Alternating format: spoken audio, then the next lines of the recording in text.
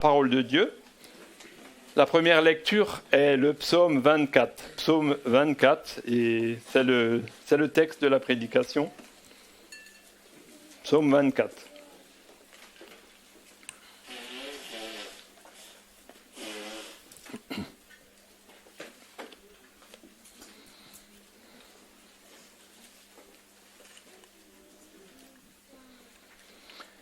De David, psaume.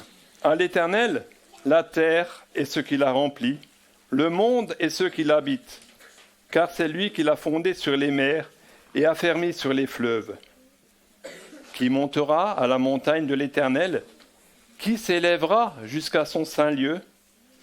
Celui qui a les mains innocentes et le cœur pur, celui qui ne livre pas son âme aux choses vaines et qui ne jure pas pour tromper. Il obtiendra la bénédiction de l'Éternel, la justice du Dieu de son salut. Telle est la génération de ceux qui le recherchent, de ceux qui cherchent ta face, de Jacob. Portes, élevez vos linteaux, élevez-vous portails éternels, que le roi de gloire fasse son entrée. Qui est ce roi de gloire? L'Éternel, le fort et le héros, l'Éternel, le héros de la guerre. Portes, élevez vos linteaux, élevez-les, portails éternels, que le roi de gloire fasse son entrée. Qui donc est ce roi de gloire? L'Éternel des armées, c'est lui le roi de gloire. La deuxième lecture est dans l'épître de Paul aux Colossiens, chapitre 1, versets 12 à 20. Colossiens, chapitre 1, versets 12 à 20.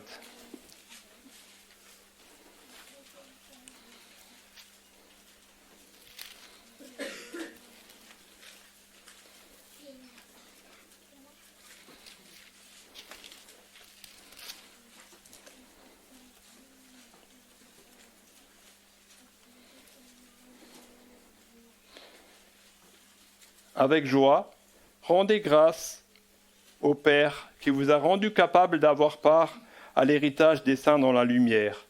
Il nous a délivrés du pouvoir des ténèbres et nous a transportés dans le royaume de son Fils bien-aimé, en qui nous avons la rédemption, le pardon des péchés. Il est l'image du Dieu invisible, le premier-né de toute la création.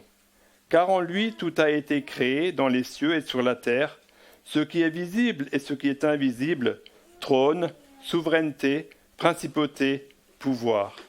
Tout a été créé par lui et pour lui. Il est avant toute chose et tout subsiste en lui. Il est la tête du corps de l'Église. Il est le commencement, le premier-né d'entre les morts, afin d'être en tout le premier. Car il a plu à Dieu de faire habiter en lui toute plénitude et de tout réconcilier avec lui-même, aussi bien ce qui est sur la terre que ce qui est dans les cieux, en faisant la paix par lui, par le sang de sa croix. Et encore une lecture qui est dans l'évangile de Matthieu, au chapitre 26, Matthieu 26, versets 51 à 54.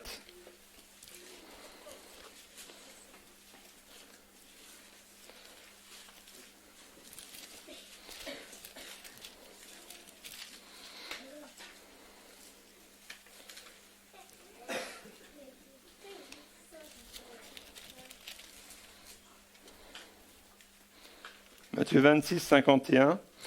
Un de ceux qui étaient avec Jésus, étendit la main, tira son épée, frappa le serviteur du souverain sacrificateur et lui emporta l'oreille. Alors Jésus lui dit, « Remets ton épée à sa place, car tous ceux qui prendront l'épée périront par l'épée. Penses-tu que je ne puisse pas invoquer mon Père, qui me donnerait à l'instant plus que 12 légions d'anges? Comment donc s'accompliraient les Écritures d'après lesquelles il doit en être ainsi ?» Jusqu'ici, notre lecture dans la parole inspirée de Dieu.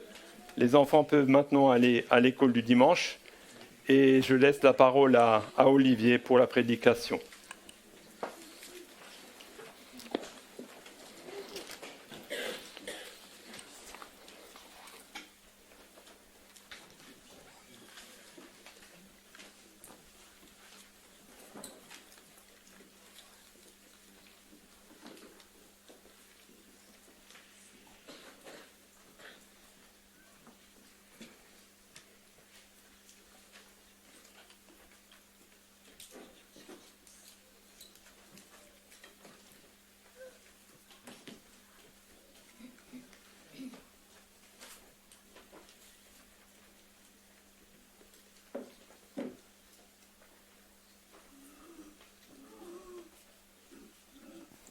Bonjour à tous, chers visiteurs, chers amis, chers frères et sœurs, chers internautes, et nous allons encore nous incliner devant Dieu dans la prière. Seigneur notre Dieu, notre Père, nous voulons te rendre grâce pour ta parole. Te rendre grâce parce que par elle, tu nous parles, par elle, tu nous conduis, par elle, tu te révèles. Et nous te prions ce matin encore de te révéler à chacun d'entre nous. Bénis la lecture et la méditation de ta parole pour chacun de nos cœurs, pour chacune de nos âmes et pour ta gloire. Amen.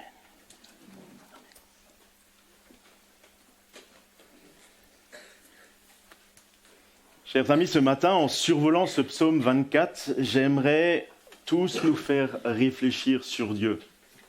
Je ne sais pas si vous vous êtes rendu compte du trésor de théologie que vous avez déjà entendu ce matin, au travers des cantiques, au travers des prières, au travers des textes qui ont été lus. Des trésors de théologie. Mais au fond, que savez-vous de Dieu ? Personne ne peut réellement savoir ce que vous savez de Dieu, ce que vous croyez de Dieu. Dieu est-il comme un copain pour vous ? Est-il un mythe ? Est-il distant et inatteignable ? Est-ce juste de la connaissance ? Pour certains, il arrive comme si Dieu était ce vieux monsieur à barbe blanche, assis dans un fauteuil et trop faible pour se lever, sans aide. Mais je crois qu'il nous faut régulièrement aiguiser nos pensées, aiguiser notre conscience, aiguiser notre connaissance pour réfléchir à Dieu. Parce que êtes-vous conscient de Dieu, de sa présence, de sa puissance, de sa grandeur, de sa majesté ?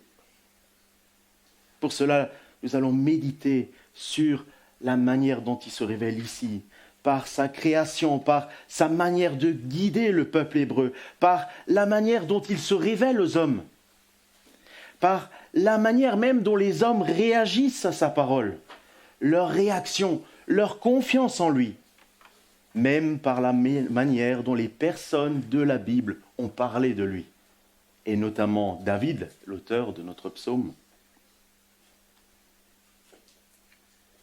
Et à ces questions, personne ne peut répondre à votre place. Personne, je ne peux pas répondre à votre place. Même en échangeant avec vous, vous pourriez cacher la vérité de vos pensées, de votre réelle foi, pour faire plaisir au pasteur, ou à votre époux, à vos parents, à vos amis, que sais-je. Ce sujet est-il important pour vous ?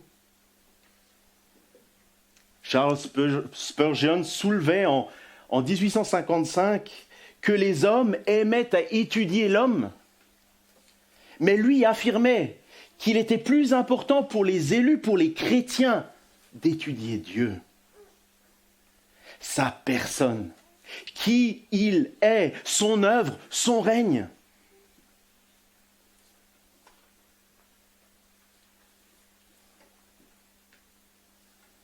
C'est fondamental pour chaque être humain d'en savoir plus. C'est pour son bien, c'est pour sa vie, c'est pour son salut. Mieux connaître Dieu. Et tout cela pour nous éclairer ce matin par cette simple question qui nous intéresse, qui intéresse chacun d'entre nous, chacun de vos cœurs, chacune de vos âmes. Qui est l'Éternel Dieu ? C'est le titre du message. C'est simple. Et pour approfondir notre connaissance de Dieu, notre foi en Dieu, nous allons survoler ce psaume. Et ce psaume, nous allons le partager en 3 parties qui formeront les 3 parties du message. Donc premièrement, Dieu est maître. Deuxièmement, Dieu est saint. Et troisièmement, Dieu est majestueux. Alors Dieu est maître.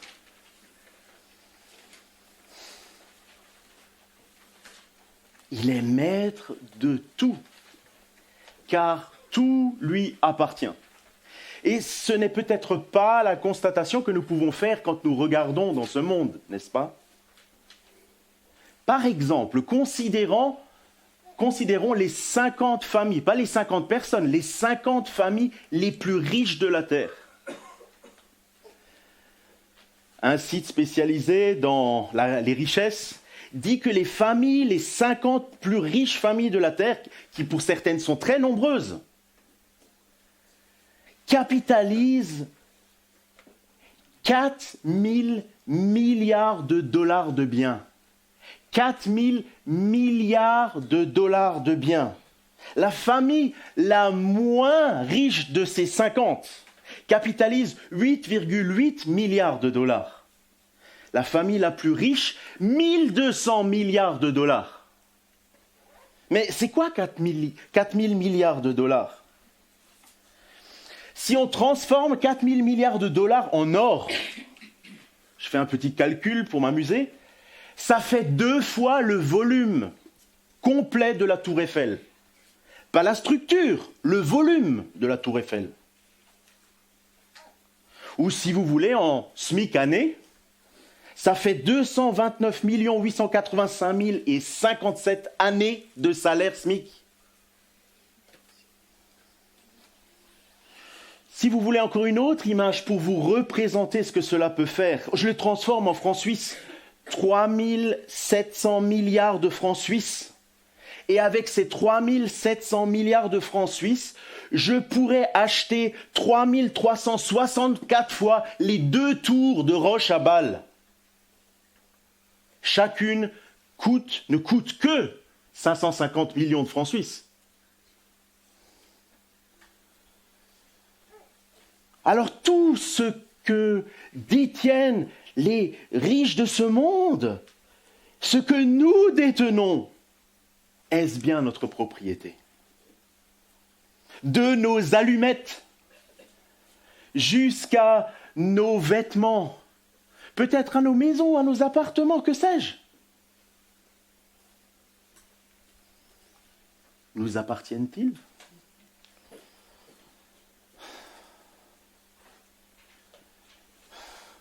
Dans un certain sens, on peut dire oui, vu que nos familles ont acquis ces biens pendant des dizaines, voire des centaines d'années pour certaines d'entre elles. Une famille thaïlandaise parlait de 2 siècles. 2 siècles de travail de la famille pour rassembler leurs richesses. Mais cela leur appartient-il? La Bible nous dit que c'est à l'Éternel que tout cela appartient.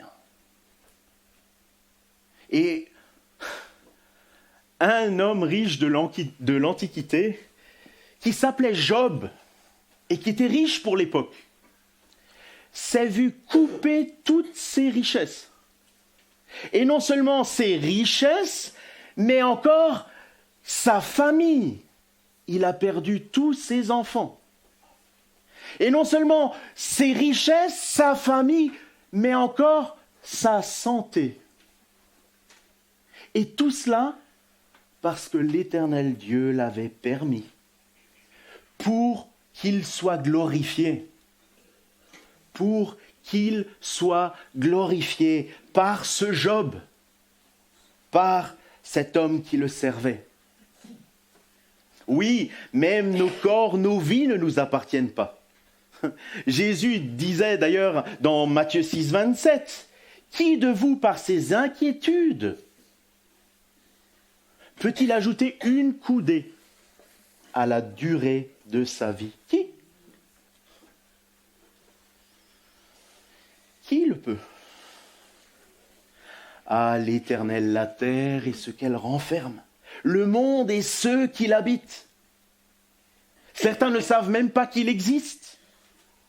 Certains ne croient peut-être pas en lui. Certains pensent, oui, peut-être, il existe, mais finalement, il est tellement occupé avec ses anges dans le ciel. Il ne s'occupe pas de nous. Il ne s'intéresse pas à nous. Qu'en pensez-vous?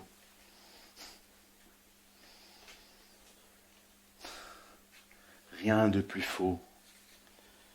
Parce que le Dieu éternel, le Tout-Puissant, est le propriétaire légal de toutes choses. Il nous faut réaliser que Dieu ne s'intéresse pas seulement à ses anges dans la gloire, dans ce ciel spirituel qui nous dépasse et que nous ne comprenons pas encore. Il connaît de la plus petite particule qui existe sur cette terre et dans cet univers, jusqu'à nos montagnes, jusqu'à toutes les planètes du système solaire, les galaxies. Il connaît tout. Il maintient tout. Il maîtrise vraiment toutes choses, et notamment toute la terre. Il l'a fondée sur les mers, il l'a affermie sur les fleuves. Il en est maître.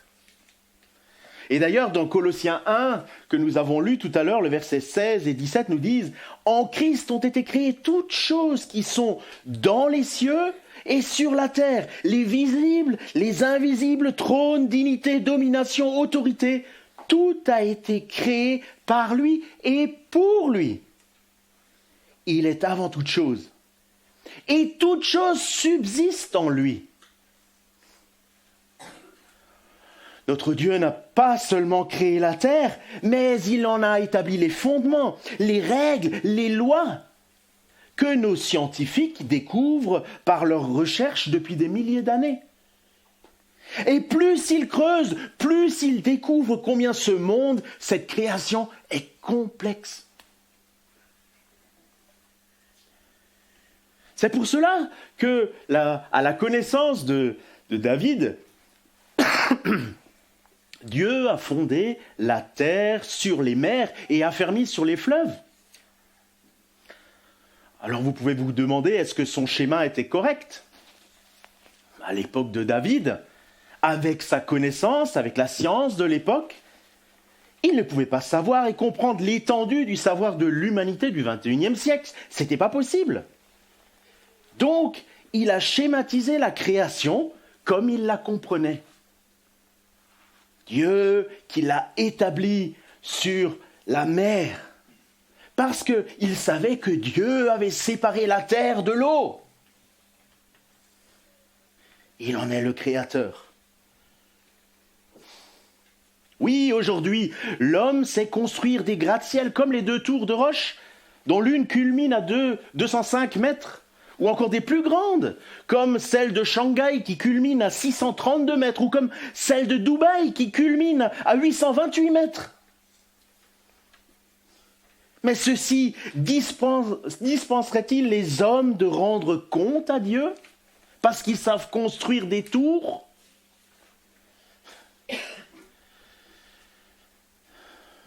Nous ne devons jamais oublier que le Créateur tient les rênes de ce monde, de toute la création.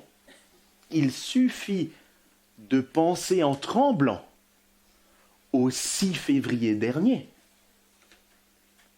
avec ce terrible tremblement de terre en Turquie et en Syrie. Tremblement de terre qui a effondré une quantité phénoménale de bâtiments, qui a tué un nombre impressionnant de gens. Tremblement de terre qui a été ressenti au Japon. Il est maître de toute la création. Et tout ce que nous pouvons construire n'est pas aussi efficace que ce que Dieu a créé dans la nature. Et pour ceux qui ne l'ont pas encore vu, je vous invite même à regarder la conférence qu'a donnée notre frère André Egen et qui se trouve sur le site internet de l'Église sur le sujet. Que nous le reconnaissions ou pas, cela ne change rien pour Dieu, qui peut à chaque instant vous reprendre ce que vous croyez posséder. Votre argent, votre maison, une certaine sécurité et même votre santé et votre vie.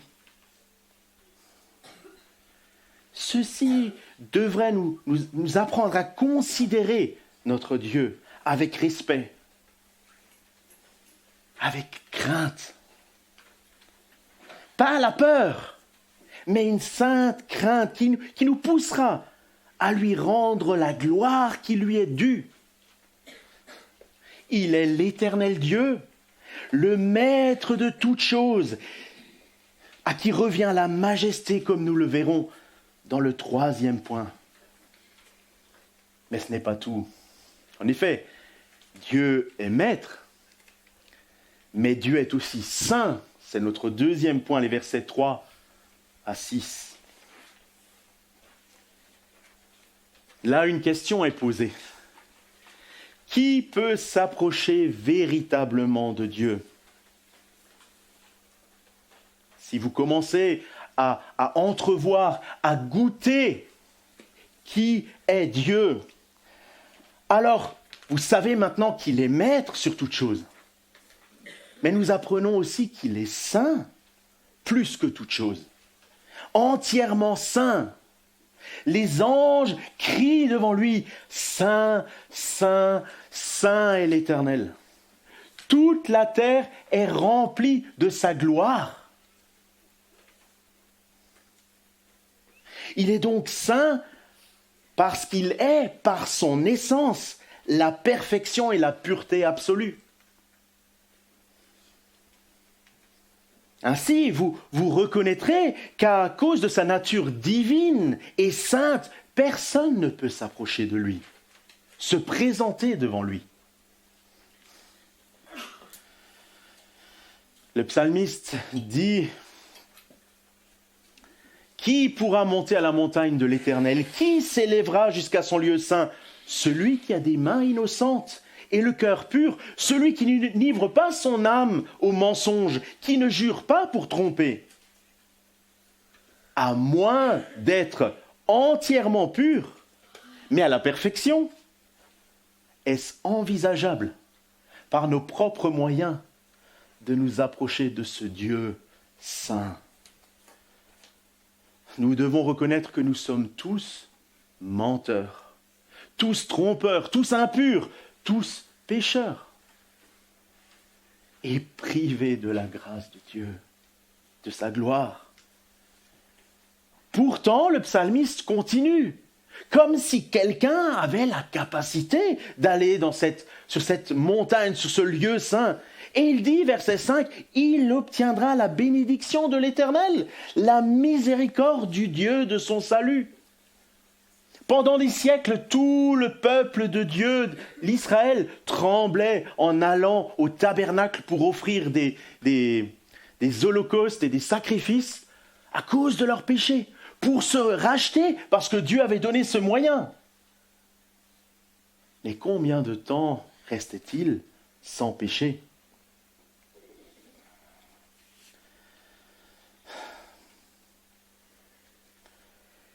Alors comment obtenir cette bénédiction? Comment obtenir cette miséricorde? Dans notre impureté, c'est impossible. Mais est-ce que tout est perdu?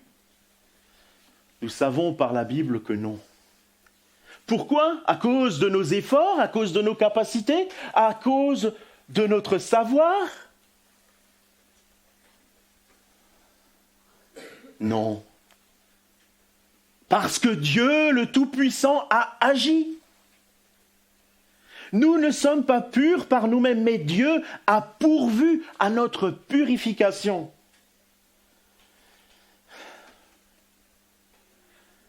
Retournons à Colossiens.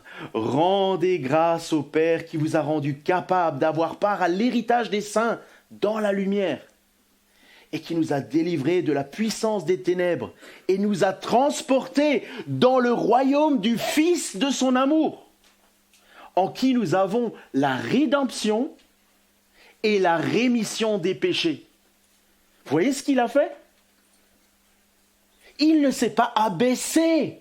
Il n'a pas abaissé sa justice à notre niveau. Il nous a montés à son niveau, en envoyant son Fils bien-aimé et en nous arrachant à notre vaine manière de vivre pour faire de nous des personnes qui ressemblent à Christ, par grâce. Parce que celui qui a les mains innocentes et le cœur pur, celui qui ne livre pas son âme au mensonge et qui ne jure pas pour tromper, c'est le Christ, le seul. Par sa justice qu'il a mise à notre compte et sa pureté qu'il nous donne en nous purifiant de nos péchés, il nous permet, malgré nos faiblesses, de nous approcher de ce Dieu saint. Christ nous a ouvert l'accès à ce Dieu saint.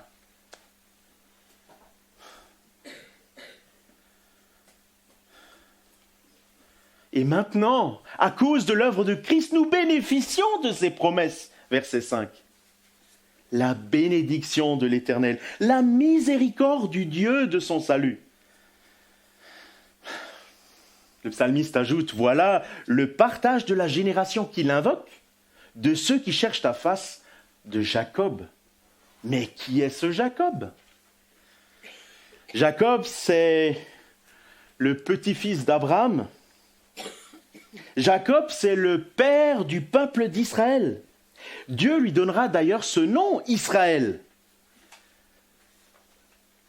Et selon Romains 9,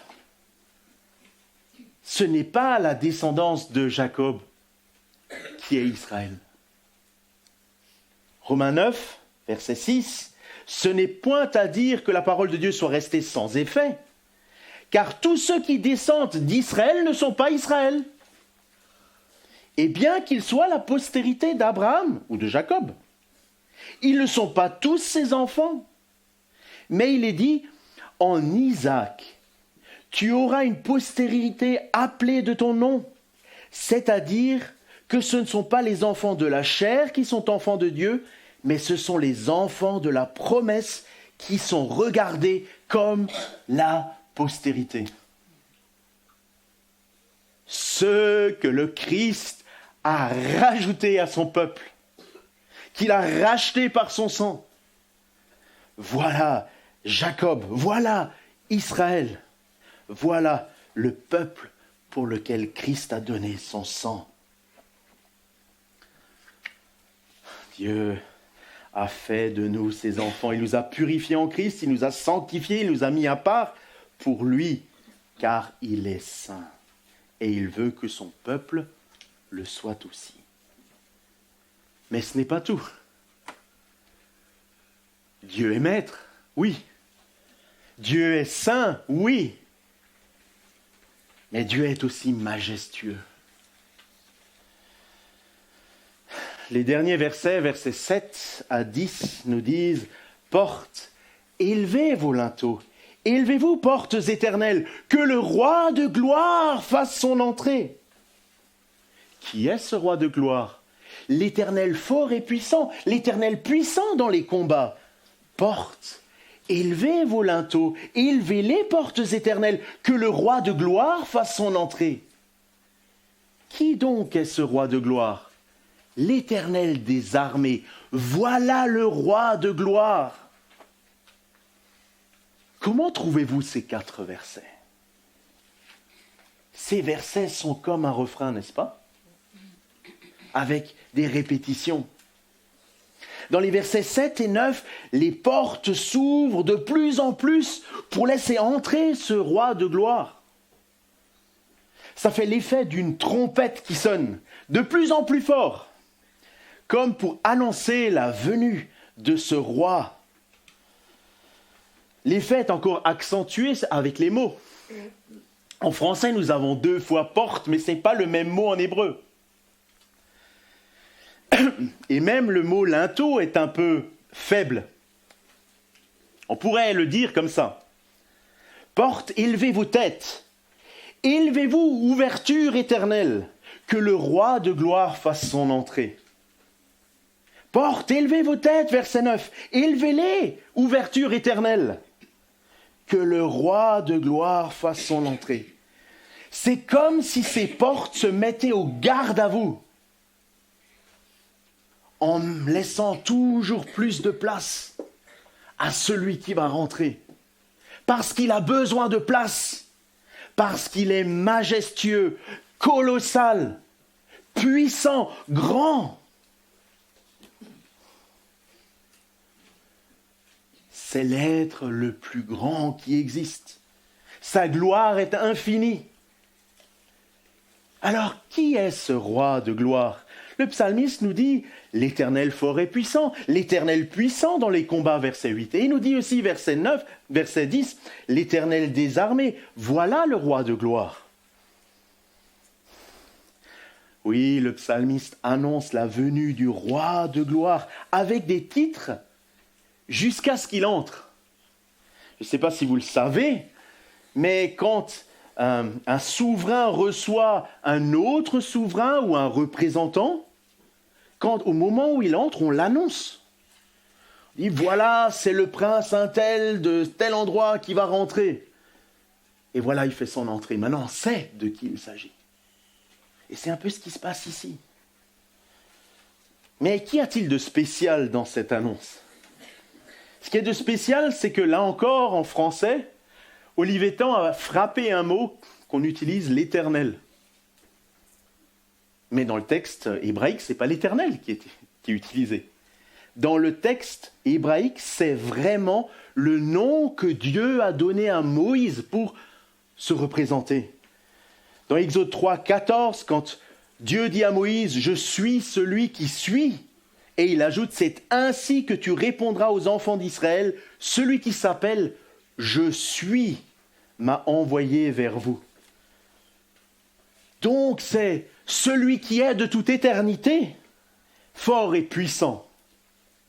Celui qui est de toute éternité, puissant dans les combats. Celui qui, de toute éternité, est le Dieu des armées. Voilà le roi de gloire. C'est lui. Il entre. Il est présenté comme la plus grande puissance qui existe. Rien ne l'égale, rien ne peut le dépasser. Il n'y a pas plus fort que lui. Il n'y a pas plus glorieux que lui. Il remporte la victoire parce qu'il est le Dieu tout-puissant de l'univers. Souvenez-vous de la lecture de tout à l'heure. Le Seigneur Jésus, lors de son arrestation dans Matthieu 26, alors que tous croient, voilà, on est perdu, la faiblesse, Jésus dit, « Penses-tu que je ne puisse pas invoquer mon Père, qui me donnerait à l'instant plus de 12 légions d'anges ?» Combien d'anges cela fait-il ? Vous avez une idée ? À l'époque de Jésus, c'est l'empereur Tibère qui régnait. Et à l'époque de l'empereur Tibère, une légion, c'est 7000 hommes. Donc, le Seigneur fait allusion à 94 000 anges. À plus de 94 000 anges. Il dit plus de 12 légions d'anges. Il y a 2 semaines, lors de notre réunion de prière, Valentin, notre pasteur, a lu le texte de 2 Chroniques 32, dans lequel nous lisons que l'Éternel a envoyé un ange dans le camp ennemi, et que cet ange a exterminé tous les vaillants hommes dans le camp ennemi. Un ange. Il n'est pas question d'un groupe d'anges, ni de l'Éternel lui-même qui viendrait. Un ange. Vous vous rendez compte de la puissance dont dispose notre Dieu ? C'est juste inimaginable. C'est une telle puissance dont parle David. Lui, il connaissait son histoire d'Israël. Il savait que dans le passé, son peuple était sorti d'Égypte, protégé par l'Éternel lui-même. Et si vous vous souvenez, c'est dans Exode 14, verset 13, Moïse répond au peuple, « Ne craignez pas, restez en place et regardez la délivrance que l'Éternel va vous accorder en ce jour. car les Égyptiens que vous voyez aujourd'hui, vous ne les verrez plus jamais. L'Éternel combattra pour vous, et vous, gardez le silence. Taisez-vous. Et un peu plus loin, verset 19, voilà que l'ange qui est de Dieu, qui est devant le peuple d'Israël, qui allait devant le camp, partit à l'arrière du camp. Et la colonne de nuée qui les précédait, donc qui était devant Israël, maintenant elle se tient derrière eux. Elle se place entre le camp des Égyptiens et le camp d'Israël. Cette nuée était ténébreuse d'un côté, les Égyptiens étaient perdus dans la nuit noire, et de l'autre, elle éclairait la nuit. Et les deux camps n'approchaient pas l'un de l'autre pendant toute la nuit. Un ange.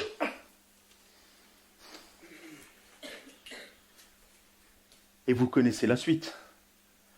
L'Éternel demande à Moïse de frapper de son bâton l'eau.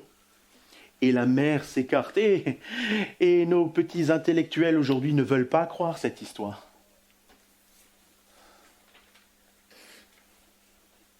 Un vent a soufflé et Israël est passé à sec. Ils ont traversé la mer à sec. Ce n'était pas la mer qui s'est déplacée, ce n'était pas juste une marée.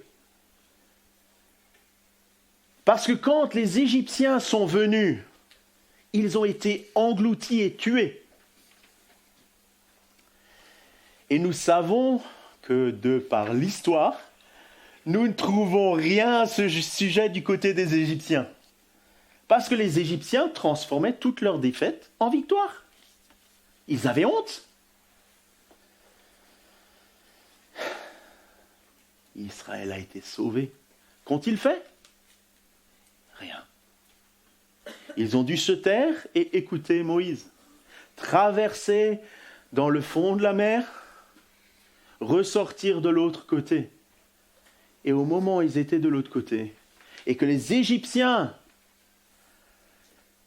dont le cœur était endurci par l'Éternel même, vous pouvez le lire dans le texte, se sont mis à leur poursuite. Ils n'ont pas eu peur de ce miracle qui avait lieu devant eux, de ce prodige. Ils se sont dit, nous aussi on va passer. Et voilà que l'Éternel laisse cette mer se refermer. Plus d'armée égyptienne, plus d'ennemis. Et autre chose, plus de retour possible pour Israël. Ce n'était pas une marée, ils n'étaient pas au bord d'une plage. Parce que croyez-moi que quand ils avaient eu faim et soif, ils auraient fait le tour. Ils ne pouvaient pas revenir. Ils ont dû s'attendre à l'Éternel. Et nous savons combien de fois ils ont pleuré pour de l'eau, pleuré pour de la nourriture. Parce qu'au fond, ils n'avaient pas encore appris à avoir confiance en leur Dieu. Et pourtant, ce peuple qui a ensuite, à cause de leur désobéissance, de leur manque de foi, dû vivre 40 années dans le désert, pendant 40 années, ils ont vécu des miracles quotidiens. Un miracle, leurs chaussures et leurs vêtements ne se sont pas usés pendant 40 ans. Est-ce que vous avez une paire de chaussures de 40 ans?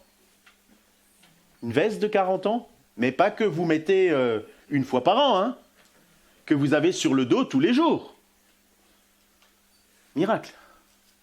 Puis la manne, puis l'écaille, à plusieurs reprises de l'eau. De l'eau, pas une petite source d'eau, de l'eau pour 2 millions de personnes qui ont soif avec du bétail. C'est de l'eau, beaucoup d'eau. Des miracles qu'ils ont vécus, qu'ils ont relatés et que David connaissait. Voilà le roi de gloire, voilà l'Éternel majestueux. Alors je vais encore une fois vous demander, comment trouvez-vous maintenant la grandeur et la majesté de l'Éternel des armées?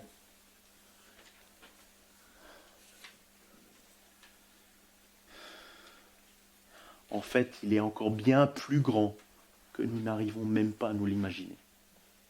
Nous n'arrivons pas.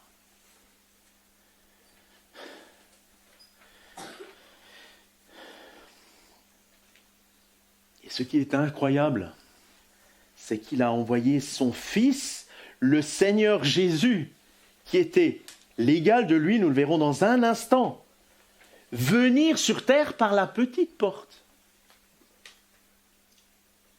Dans une famille pauvre, dans un endroit où il n'y avait pas de place pour lui quand il est venu au monde. Pas de lit, une mangeoire.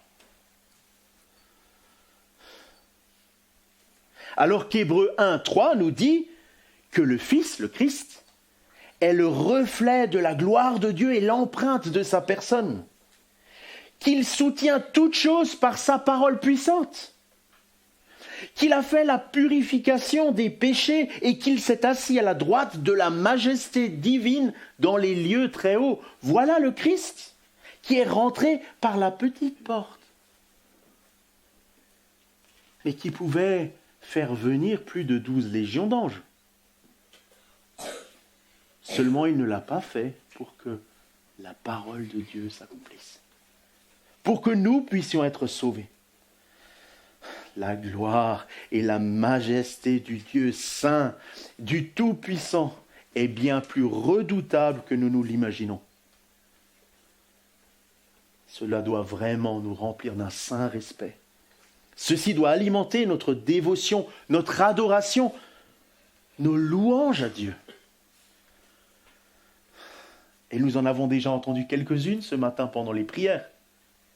Nous avons entendu des louanges chantées ce matin à ce Dieu glorieux. Car il est maître, il est saint et il est majestueux. Alors pour conclure, je commencerai par vous dire qu'au regard de tout ce que nous avons vu aujourd'hui, vous ne pouvez pas ignorer Dieu. Parce que l'ignorer, c'est de la folie. Dans l'épître de Jacques, premier chapitre, verset 22, Jacques écrit « Mettez en pratique la parole et ne vous bornez pas à l'écouter en vous trompant vous-même par de faux raisonnements. Car si quelqu'un écoute la parole et ne la met pas en pratique, il est semblable à un homme qui regarde dans un miroir son visage naturel et qui, après s'être regardé, s'en va et oublie aussitôt comment il était. Mais celui qui aura plongé les regards dans la loi parfaite, la loi de la liberté, et qui aura persévéré, n'étant pas un auditeur oublieux, mais se mettant à l'œuvre, celui-là sera heureux dans son activité. Si vous ne connaissiez pas Dieu ce matin, maintenant vous n'avez plus d'excuses. Vous savez qui il est, vous connaissez sa puissance. Alors n'attendez pas pour lire la Bible. N'attendez pas pour poser des questions, pour en parler avec des amis chrétiens, vos parents, vos amis, vos anciens, vos pasteurs, pourquoi pas? Approchez-vous de Dieu comme il s'est approché de nous. Cherchez auprès de lui le pardon de vos péchés. Et vous recevrez aussi la bénédiction et la miséricorde de Dieu.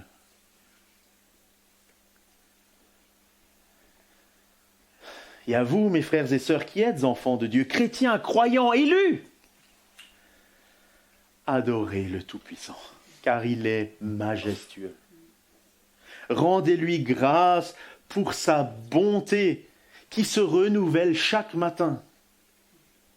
Recherchez sa présence, creusez sa parole, c'est la parole de Dieu. Notre Dieu se révèle par cette parole. Il parle, il reprend, il encourage, il édifie par elle. Et plus vous la creuserez, et plus vous vous rendrez compte qu'il est encore plus majestueux que vous ne vous l'êtes jamais imaginé.